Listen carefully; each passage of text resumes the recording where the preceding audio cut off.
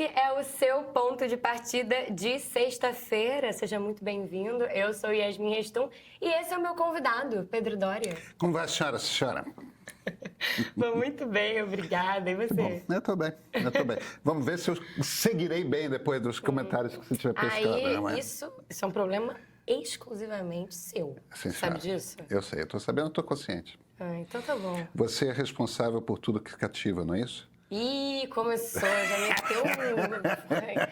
Olha só, vamos começar para as perguntas. Vamos logo para as perguntas dos meios?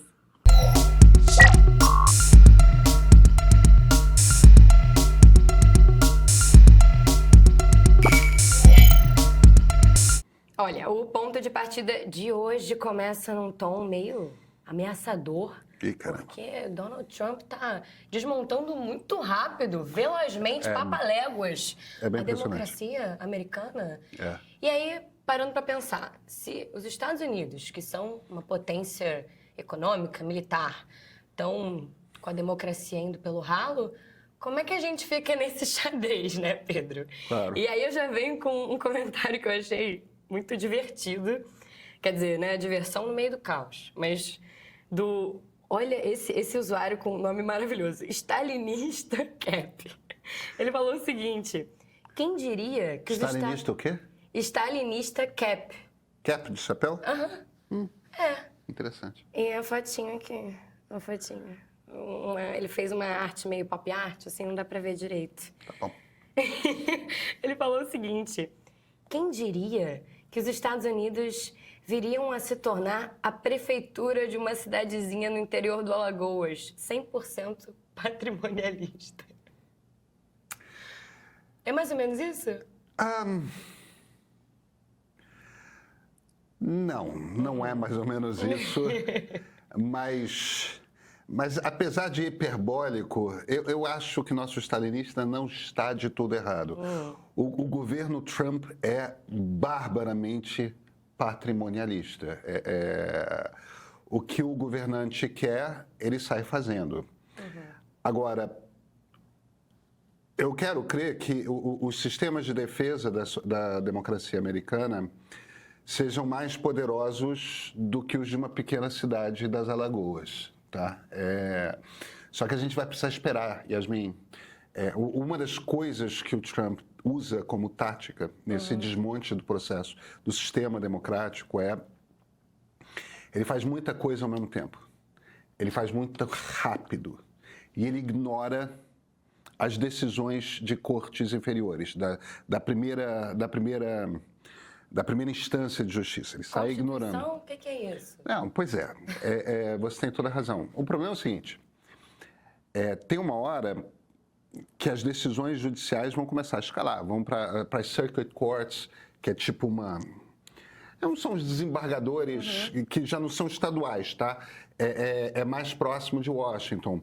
E tem uma hora que vai começar a chegar na Suprema Corte. Então, haverá uma reação institucional a tudo que o Trump está fazendo. E essa reação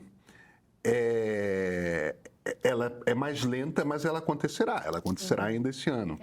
A gente está vendo várias universidades, tipo Columbia é o caso mais evidente. Columbia capitulou às exigências do governo, exigências absurdas, tá? Houve uma interferência no Departamento de Estudos de Oriente Médio de Columbia, eles toparam contratar uma força de segurança para bloquear protesto estudantil. Veja, eu discordo em quase 100% dos protestos estudantis em Colômbia.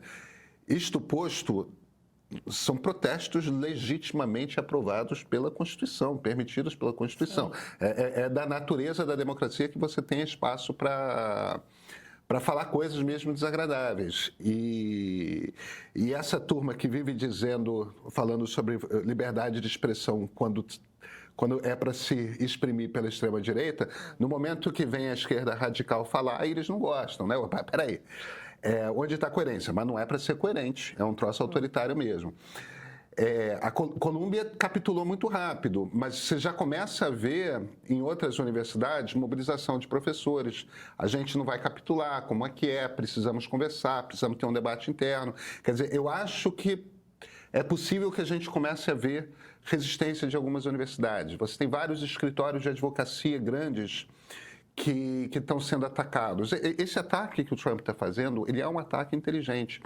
Porque uma das coisas que ele está fazendo é esganando e atacando escritórios de advocacia. Por que escritórios de advocacia? Porque quando você é atacado pelo governo federal, quem que você contrata? É um advogado. Né? É um advogado. Então, se ele tenta neutralizar atacando os principais escritórios de advocacia do país, ele está tentando cercear o poder de defesa e tudo mais. Só que, tudo bem, ele vai conseguir dobrar 1, 2, 3, 5 escritórios, haverá outros.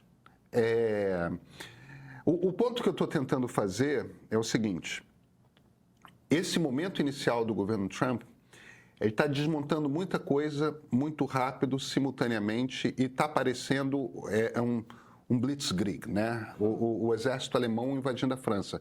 De repente já chegou em Paris, já conquistou Paris e ainda é 1939. Eu sinto que até a gente, enquanto jornalista, o Ezra Klein, que eu costumo acompanhar, ele fala muito dessa...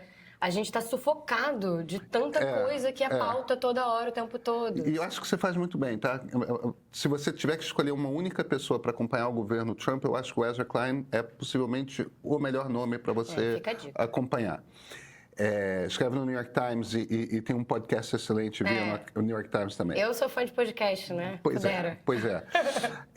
E o pai do Ezra Klein é brasileiro, né? Ah, não sabia. É um professor de matemática em Berkeley. Olha só, que bacana. O pai dele é brasileiro. Mas então ele é meio brasileiro. O ponto que eu estou fazendo está aparecendo muito rápido e é muito impressionante o quanto que isso revela de fragilidades na democracia americana. Mas a gente está no início de abril. Donald Trump é presidente faz 2 meses, 3, não, 2 meses e meio. Foi 20 de janeiro a posse. Yasmin, calma. Eu acho que a gente ainda vai ver muita coisa acontecendo, muita resistência. Eu acho que ainda haverá luta, por mais que pareça que ele está conseguindo desmantelar muita coisa. Eu não acho que os Estados Unidos sejam uma pequena cidade nas Alagoas, mas está parecendo mesmo. Antes da gente seguir para o próximo comentário de um meia, eu queria fazer uma pergunta para você. Eu acabei esbarrando num artigo do Valor Econômico, hoje cedo, do Edward Luce, que na verdade é uma tradução do Financial Times, né? Com quem eles têm uma parceria. O Valor tem uma parceria. E ele cita o historiador Arnold Toynbee. Eu não conhecia. Toynbee. E ele já é falecido, né? E ele pegou a seguinte frase do Arnold, que é: as civilizações, elas não são assassinadas, elas morrem por suicídio.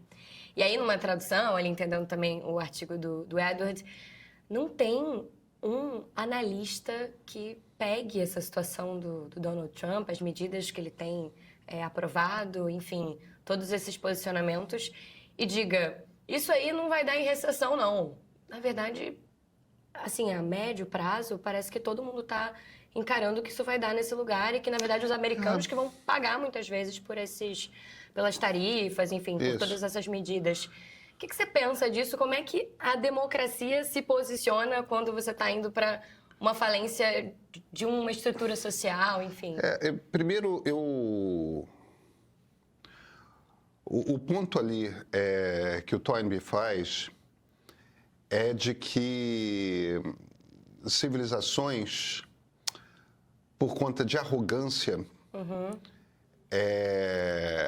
extrapolam seus limites e assim entram em colapso. Mas isso está muito ligado a uma certa... O termo que eles usam é hubris, né? Que talvez a melhor tradução seja arrogância, ou prepotência. Sim. Tá certo? E eu não acho, de novo, que isto seja o caso americano. O que eu quero dizer com isso? Exatamente como você falou, o que todos os analistas econômicos americanos estão dizendo? Que isso vai dar errado. Então, a gente não pode dizer que tem uma situação de os Estados Unidos dando um tiro no pé e tudo quanto é americano dizendo nós somos o máximo, o nosso pé é de ferro, tudo vai dar certo. Não, que tudo quanto é economista americano do Partido Democrata e do Partido Republicano está dizendo é que esse troço vai dar muito errado. Então, você tem um governo que, do ponto de vista econômico, é terraplanista. Eles desaprenderam tudo que se aprendeu em economia nas últimas décadas, mas e eles estão no poder, eles foram eleitos, então O que é a globalização? não, eles estão errando e estão errando feio, mas eu não acho que isso seja um reflexo da civilização americana.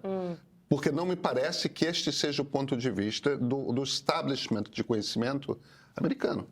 Então, não se enquadraria naquilo, eu acho, que o Toynbee falou. Eu acho que os Estados Unidos vão comprar uma gigantesca crise econômica, que possivelmente vai durar alguns anos. Aí eu não sou economista para avaliar, mas eu acho que tem uma hora que eles vão voltar atrás. Entendeu? Porque vai dar muito errado e vai dar muito errado muito rápido. No fim das contas, se você junta essa minha resposta agora, para o que você está perguntando, com a minha resposta anterior sobre as Alagoas, eu posso estar perfeitamente pasmo com todos os absurdos e não querendo ver que o troço começou a desmontar de vez. É só que eu acho que os erros vão se mostrar tão rápido que vai, em algum momento, vão começar em algum momento, a aparecer antídotos e remédios e consertos. Se eu estiver errado, os Estados Unidos vão entrar em colapso muito rápido. E a gente vai ter os ouvintes, os assinantes, todo mundo aqui para vir em cima e você vai ser obrigado a responder, sabe? Tudo bem. Sigamos. Se deixar, eu fico perguntando só o que eu quero perguntar, né? Vamos lá. O próximo comentário aqui é do Rafael Gomes, que falou o seguinte: Pedro, a sua explicação é didática, mas pode nos citar na prática qual país que entendemos como democrático foi construído com o povo, ele coloca entre aspas, determinando as regras do jogo? Pode ser ignorância da minha parte, mas até onde eu sei, sempre foram poucos pertencentes a uma elite econômica, política ou intelectual que decidiram os rumos dessas nações democráticas, definindo as regras. Com certeza, cheios de boas intenções, mas nem por isso deixou de ser uma minoria, que algumas vezes sequer foram eleitos nos moldes que entendemos democráticos no Brasil. Quanto ao Trump, se a democracia estadunidense for realmente sólida, as instituições vão superar os arroubos autocratas, enfim, um pouco do que você já estava falando, né? Autocratas dele que, flagrantemente, joga para os seus eleitores e seguidores. Contudo, o vice-presidente me parece mais perigoso do que o Trump, pelo seu discurso sempre oportunista e dissimulado. Uma espécie de Marçal. A conferir o resultado desse governo, faço votos que ano que vem nossas eleições não sejam conduzidas mais uma vez pelo medo do comunismo, do fascismo, pelo ele não. Parabéns pelo trabalho de todos que fazem o meio, pois é importante concordar, discordar, refletir, para então evoluir. Poeta. Adorei, Rafa. E aí, J.D. Vance é mais perigoso do que Donald Trump, será? Tem muita coisa, né? Ele fez muitas ponderações. Tem duas coisas que eu quero responder. A primeira é sobre as democracias, mas deixa eu falar primeiro sobre J.D. Vance. É possível que o J.D. Vance seja mais perigoso que Pablo Marçal, que Donald Trump, sim. Que Pablo Marçal mas eu jamais compararia o Vance com Pablo Marçal.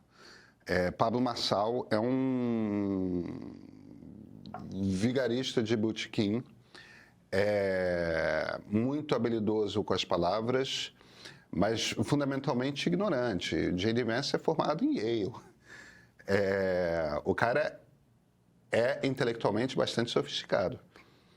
E por isso mesmo eu acho que ele é importante, porque ele é um cara que está na extrema-direita, mas o conhecimento que ele tem é sólido.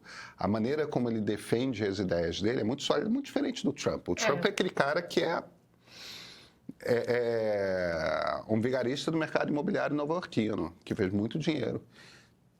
tendo vindo de uma situação que ele já tinha herdado muito dinheiro, porque o pai dele era um vigarista do mercado imobiliário nova-iorquino. A fruta não caiu muito longe do pé. Eu compararia o Pablo Marçal mais com Donald Trump do que com J.D. Vance. J.D. Vance é um cara muito inteligente, muito sofisticado e, por isso mesmo, muito perigoso. Agora, até por ele ser um cara muito inteligente, é difícil a gente apostar se ele chegando à presidência, por um impeachment do Trump ou por uma eleição depois do Trump, é difícil a gente avaliar se ele seria, por ser inteligente, um cara mais moderado, porque interessaria politicamente a ele a moderação, ou se ele radicaliza mesmo a direita, o que não é impossível. Então, eu acho que sim, o potencial de perigo do J.D. Vance, o potencial é maior do que o Trump, sim. O que não quer dizer que ele venha a ser necessariamente maior. Eu acho que tem uma certa incógnita ali no Vance. Mas as ideias dele são ideias perigosas. Ele é um cara de extrema-direita. Eu acho que uma democracia representativa, a lógica de uma democracia representativa é de que, veja, uma democracia liberal, ela não é construída para ser uma democracia onde o povo manda. Não é essa a ideia. Acho que é uma pergunta quase conceitual a dele. Pois é. Então, quando ele se vira e fala, mas é sempre uma elite que manda. Numa democracia liberal é essa a ideia. De duas formas diferentes. Primeiro, elas são democracias representativas, ou seja, são democracias indiretas. Você não é o povo que vota nas leis. Você elege um grupo de pessoas que vai fazer as leis.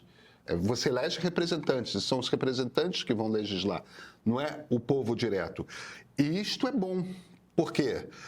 Porque nós não somos especialistas em tudo. Então, é bom a gente eleger parlamentares cujo trabalho vai ser pensar sobre política pública 100% do tempo. E ter um grupo de assessores que vão pensar sobre política pública 100% do tempo. Por quê? Porque aí eles são pagos para não precisar fazer estante como carpinteiros, não precisar fazer ponte como engenheiros, não precisar operar gente, entendeu? Eles são pagos para representar, para pensar em lei, para se especializar naquilo. Então, nesse aspecto dos eleitos, a gente está pagando por um serviço profissional, de certa forma. E eles vão ser uma elite, nesse sentido de que eles têm acesso a tomar decisões e tudo mais. Independentemente disso, você tem um segundo braço da democracia, que é um braço do funcionarismo público fixo. Por quê? Porque você não quer que a administração do governo seja 100% controlada pelos humores do eleitorado. Você quer que as escolas entreguem o mesmo tipo de qualidade, não importa se é a direita ou a esquerda que está no governo. Você quer que o sistema judiciário continue julgando, não importa quem seja o governante. Então, para que isso funcione, para que esse pedaço Você quer que o Banco Central faça política monetária? Eu sou a favor de um Banco Central independente. Independentemente de se o presidente é de esquerda ou de direita. Então, você tem um pedaço importante do Estado que não é eleito. São pessoas que chegam àqueles cargos mediante concurso público.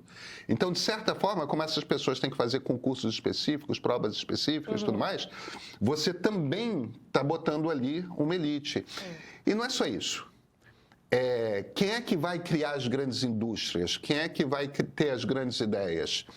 São as pessoas que tiveram algum talento específico, que tiveram acesso a uma determinada quantidade de dinheiro, que souberam construir alianças com pessoas que têm os talentos certos. Então, não é todo mundo. Claro que... Tem muitas variáveis também, tem muitas variáveis. Sorte, enfim, é isso. E é claro que o que a gente pode dizer é o seguinte: numa democracia muito madura, todo mundo com talento terá a oportunidade de fazer parte da elite. Seja porque teve ideias melhores e teve o espaço para implementá-las, então não importa se você é filho do barbeiro, você pode virar um grande industrial. Ou então porque teve uma vocação política e tudo mais, e não importa se você é filho do barbeiro, você pode vir a ser presidente da República. Não importa se você é um retirante nordestino e você chega à presidência da República. Quer dizer, numa democracia realmente democrática, todos têm oportunidade e têm o acesso para vir a fazer parte da elite. Quanto mais democrática é a nação, mais abertas são as oportunidades para que todos façam parte de alguma elite.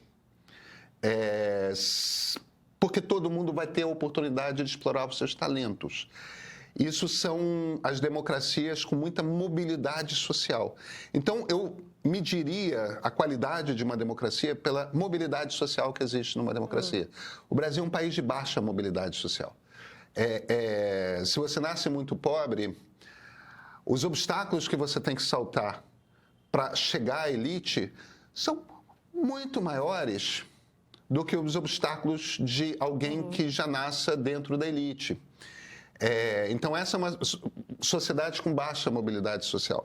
Mas, voltando, a maneira como eu definiria uma sociedade democrática não é o povo decide. Isso é uma ditadura da maioria, uma ditadura demagógica, populista, tudo mais, e não é necessariamente um lugar bom. E as minorias correm o risco de serem tratadas muito mal num sistema assim. Sim, massacradas. Exatamente. Economicamente, socialmente, enfim. Por conta de preconceitos diversos, por conta de sexualidade, religião, cor de pele, seja lá o que for, intergênero, toda você sorte. Falando isso, me vem até o sistema de castas da Índia, por exemplo, que é uma coisa com a qual eles não conseguem lutar, assim, isso. Muito difícil. Então, eu mediria uma boa democracia não porque é uma elite que está ditando as regras, mas porque todo mundo tem a oportunidade de vir a fazer parte da elite. Quanto maior a mobilidade social, melhor a qualidade daquela democracia. E não por conta dessa questão de quem são os representantes que chegam ao poder, mas, enfim. Se todo mundo tem a oportunidade de vir a ser um representante. Tá explicado, Rafael? Acho que foi, hein? Acho que foi. Ou será que ele ficou que nem a Nazaré Confusa? Mas vamos embora. Seguindo, em outro ponto de partida dessa semana, você também trouxe o paradoxo da tolerância. E explicou como que esse paradoxo se relaciona, talvez não seja tão fácil assim de explicar, mas você mesmo até falou que não sei se tenho exatamente uma opinião formada sobre isso, mas como que esse paradoxo se relaciona com esse momento do Supremo Tribunal Federal e esse julgamento aí do Bolsonaro e dos outros 7 aliados, agora réus, todos réus, né, com relação ao golpe de Estado, a tentativa de golpe de Estado em 8 de janeiro. Eu vou começar logo com o que foi mais polêmico, que eu mais vi, assim, que efervesceu ali, acendeu ali os ânimos. O Vidal falou o seguinte: o fato do monarca ser um ignorante político não exclui a responsabilidade pelo que ele fala. Acho importante discutir os limites do STF, mas defender a criação de um partido nazista não deveria nem tomar o nosso tempo na discussão. Sou fã do seu trabalho, Pedro, mas acho que aqui você forçou no exemplo. Eu evidentemente discordo. Eu não acho que alguém deva ser calado para o todo sempre, sem um julgamento, porque a pessoa falou uma bobagem. Eu acho que a defesa da existência de um partido nazista é uma bobagem. Entendeu? Eu não acho que deveria ser permitido no Brasil você criar um partido político que tem como uma das suas principais bandeiras preconceito contra qualquer tipo de gente. E isso é a natureza de um partido nazista. Um partido nazista nasce antissemita. Mas aí não importa se é homofóbico, se é antinegro, se é anti-árabe, se é anti-judeus, se é anti-mulheres, se é... Um partido político não deveria existir se a sua plataforma incluísse ser contra algum tipo de pessoas, entendeu? Contra indígenas, entende? Eu não acho que a democracia brasileira deveria... Eu discordo da defesa que o monarca faz. Mas o que o monarca fez foi uma defesa de que poderia... Eu não acho que alguém deveria ser calado porque tem uma ideia ruim, porque tem uma opinião ruim. Deixa eu só complementar. O Pedro, seu xará, ele falou o seguinte... Ainda nessa questão do monarca, eu acho que você levantou uma bola que é essencialmente polêmica, então acho que a galera ficou um pouco tentando entender o seu ponto de vista, para você ter mais... E estamos aqui também para isso, né? Para você poder explicar um pouco mais. E aí o Pedro jogou na lata. Eu vejo o Pedro muito perdido. Defende a democracia e diz que o banimento do monarca foi excessivo por defender a existência de um partido que prega o fim da democracia, além de outras barbaridades. Está tão apaixonado pela militância das suas ideias que tem me soado muito confuso. E espero que se reencontre. Tô aqui... Como é que você tá, Pedro? Tô aqui abrindo o artigo 5 da Constituição Federal. Vamos lá. Vamos lá. Ipsis literis, vamos lá. Inciso 9.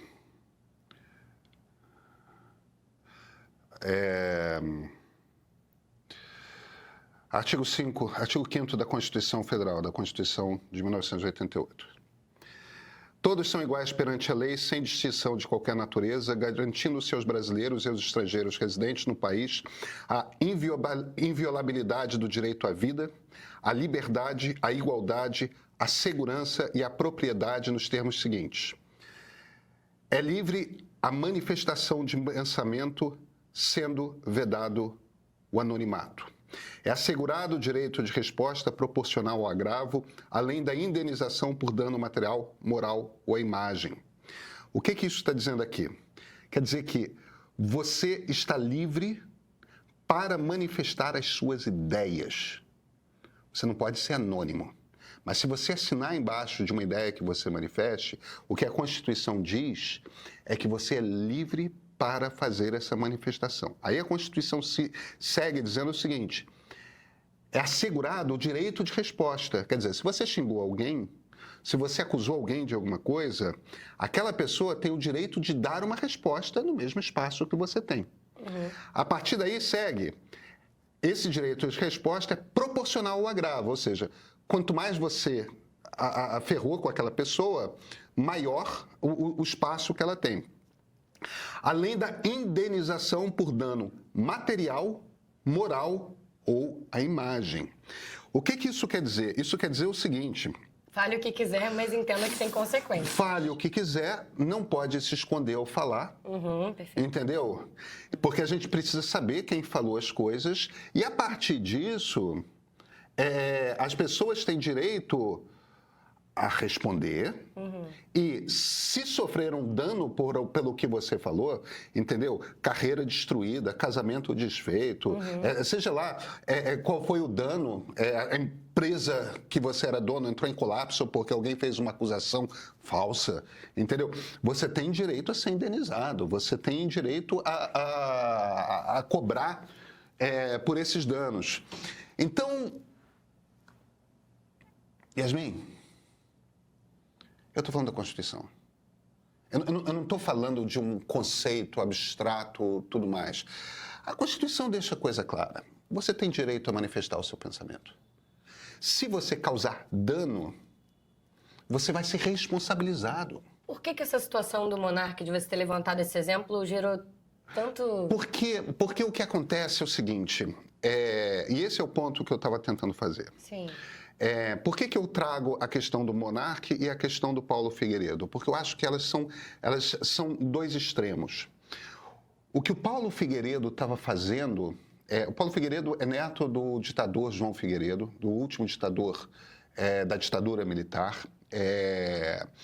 Ele tem muita influência dentro do Exército, principalmente no baixo oficialato e nos soldados, e ele estava ativamente incitando os militares que o ouvem pela rádio Jovem Pan, que transmitia no YouTube, pelas redes sociais dele. Ele estava incitando os oficiais e os soldados a pressionarem o alto comando do Exército a darem um golpe de Estado.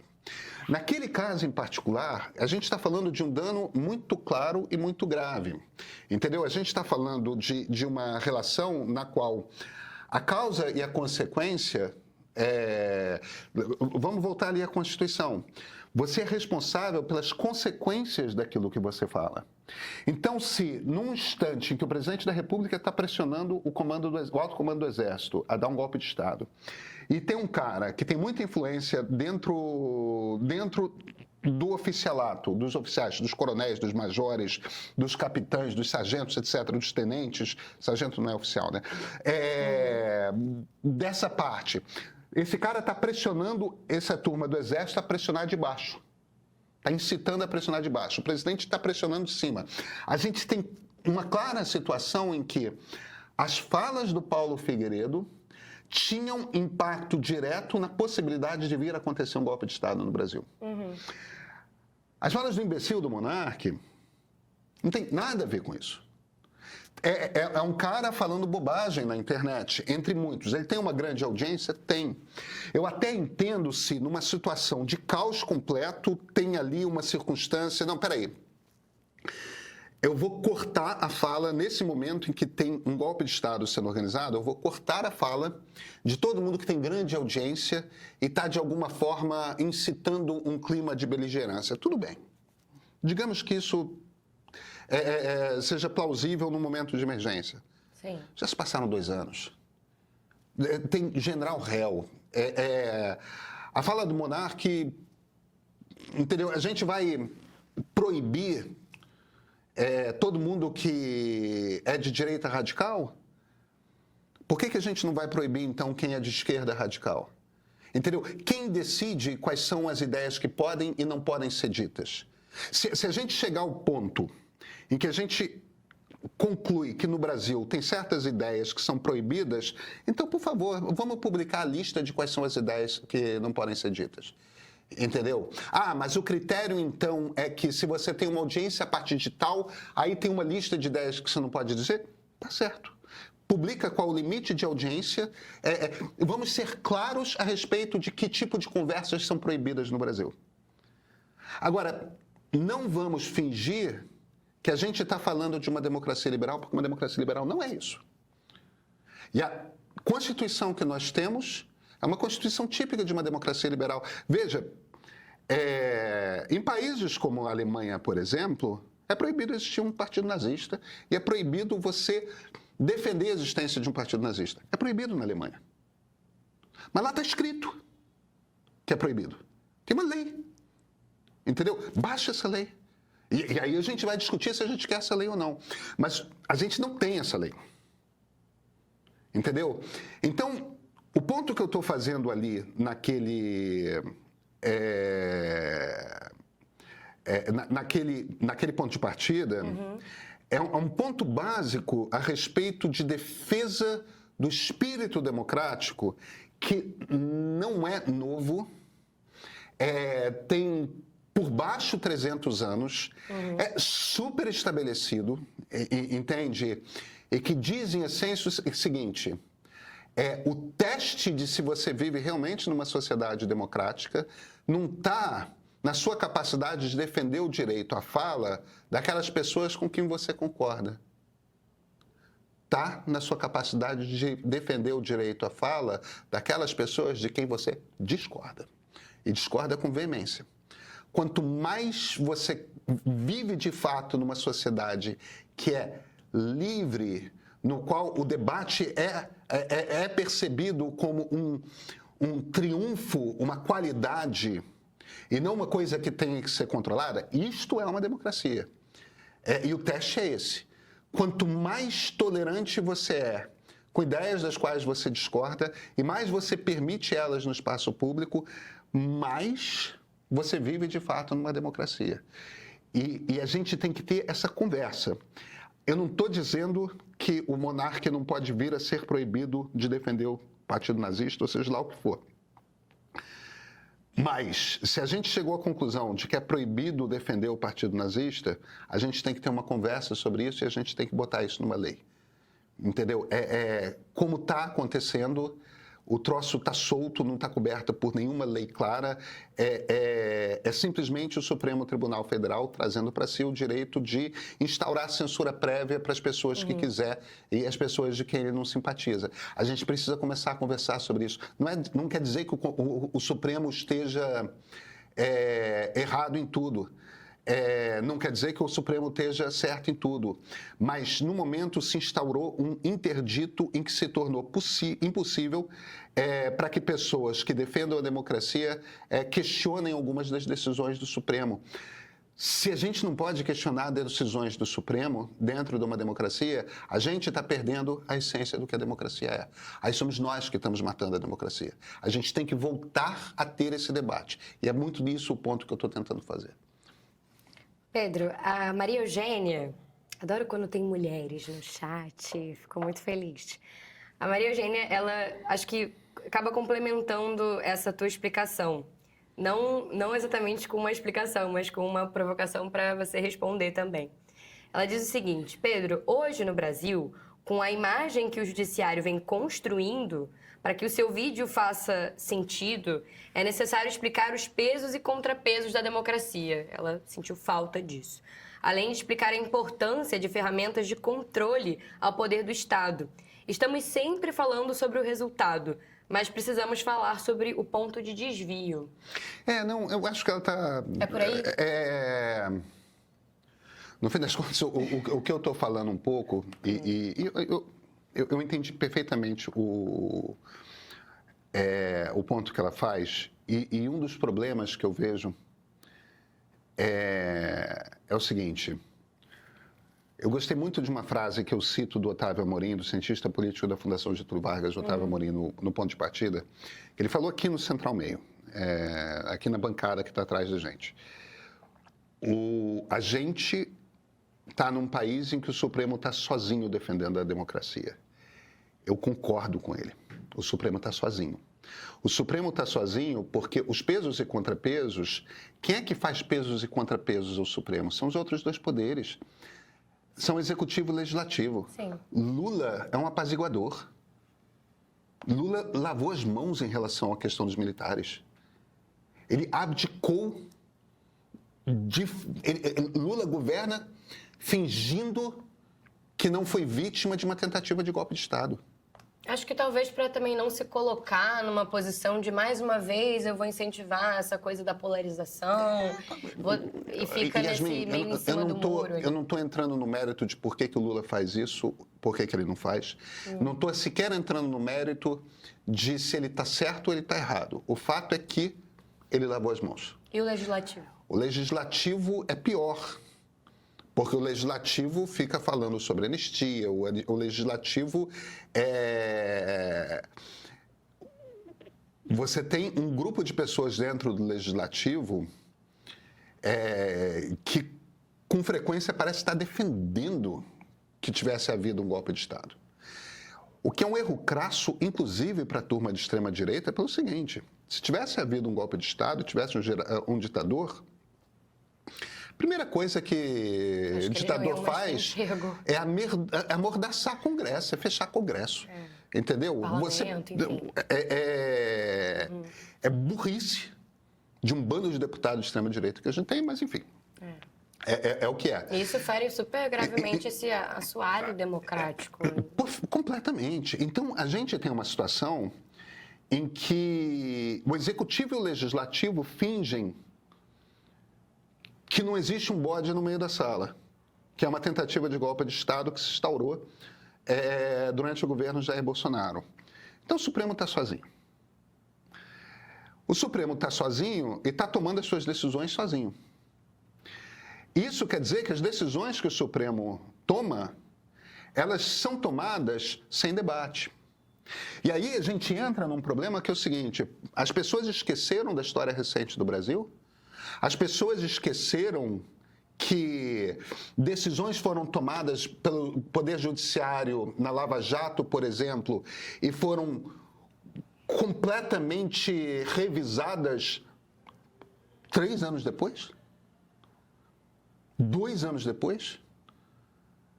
O que garante que as decisões que o Supremo vai tomar na condenação do Bolsonaro e dos generais vai ser mantida por 5 anos, 10 anos, 20 anos? A gente está com o Supremo que mudam os ares da política, não muda nem os ministros, tá? Muda 1, 2 ministros. Mudam os ares da política, tudo que foi decidido antes é desdecidido. A única maneira de o Supremo tomar decisões a respeito desses golpistas que se mantenham é você fazer com que essas decisões sejam pausadas, ponderadas, pensadas e que convençam a sociedade. Se a sociedade permanecer dividida, se a sociedade seguir com a impressão de que o Supremo é autoritário e toma decisões que são puramente políticas, se a sociedade considerar que as decisões do Supremo a respeito dos golpistas foram injustas, se a sociedade considerar que o golpe de Estado que foi tentado jamais existiu, uma peça de ficção, Yasmin, dá 1, 2 anos e esse troço todo vai ser revisto.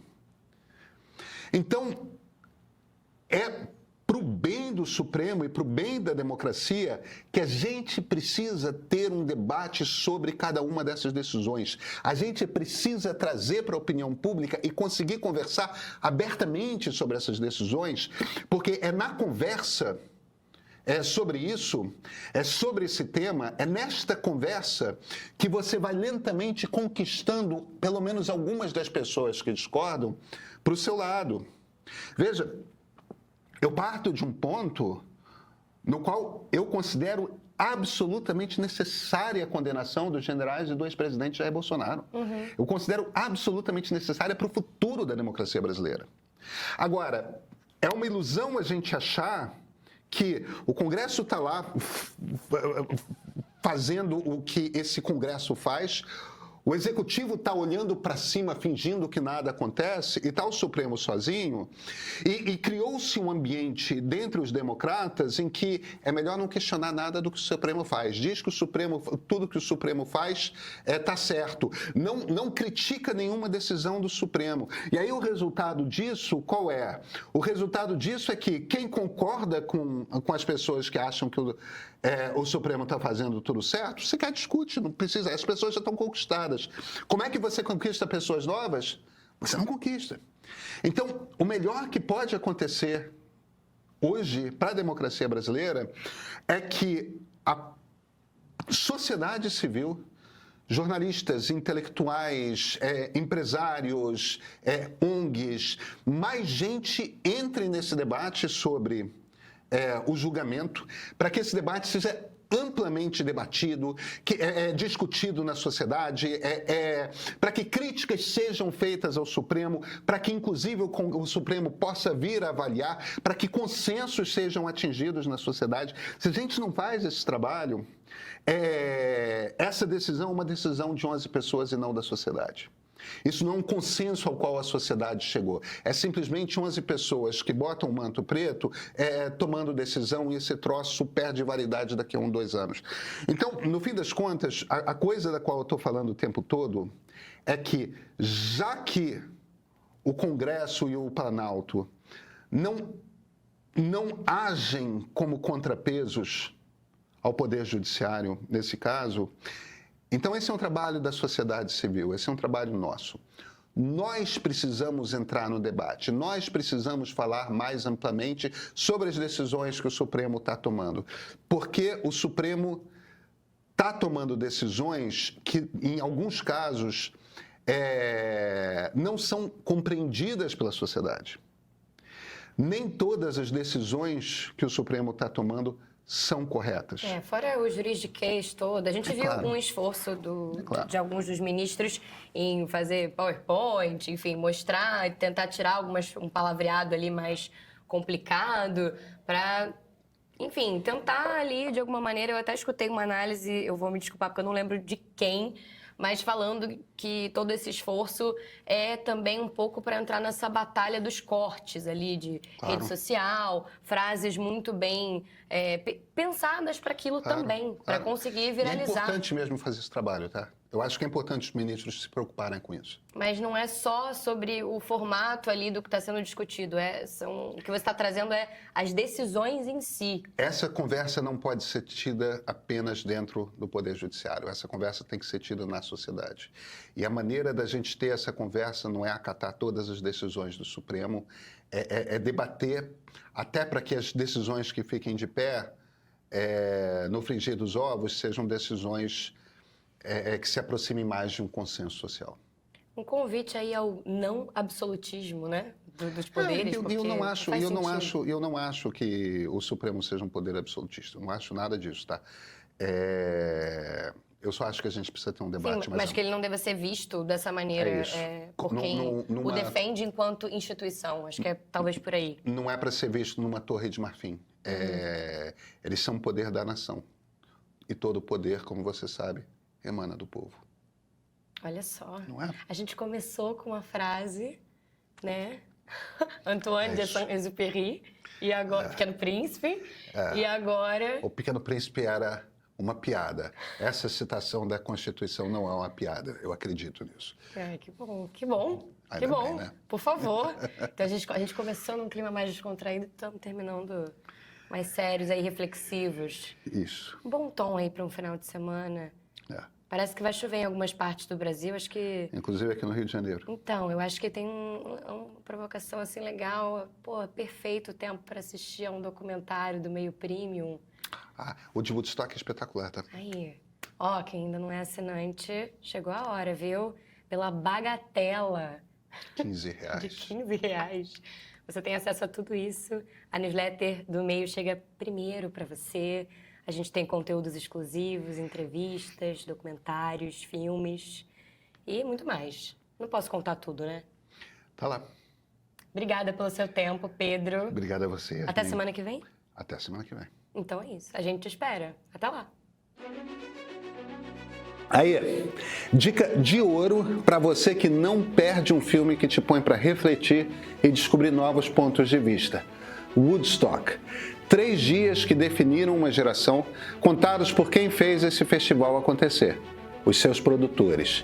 Espere depoimentos de quem viveu intensamente esse momento, com todos os seus percalços, desafios e curiosidades. É para não piscar o olho.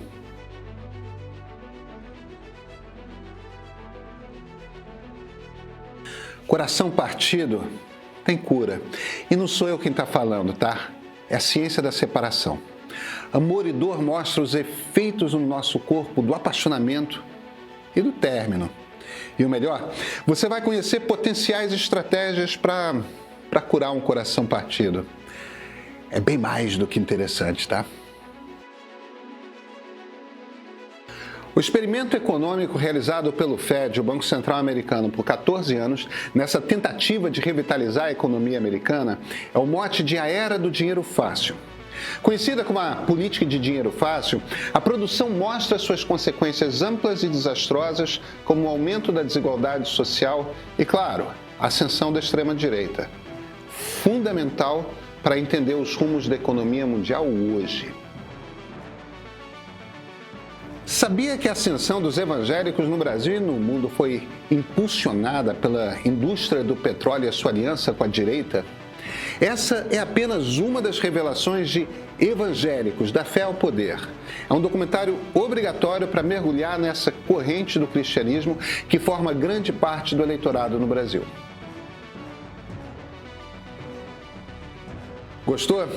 Essas produções estão disponíveis no aplicativo de streaming do Meio. Por R$15 por mês você encontra uma curadoria sempre atualizada que você não vê por aí. E o cancelamento pode ser feito a qualquer momento e é fácil. Vem para o Meio Premium.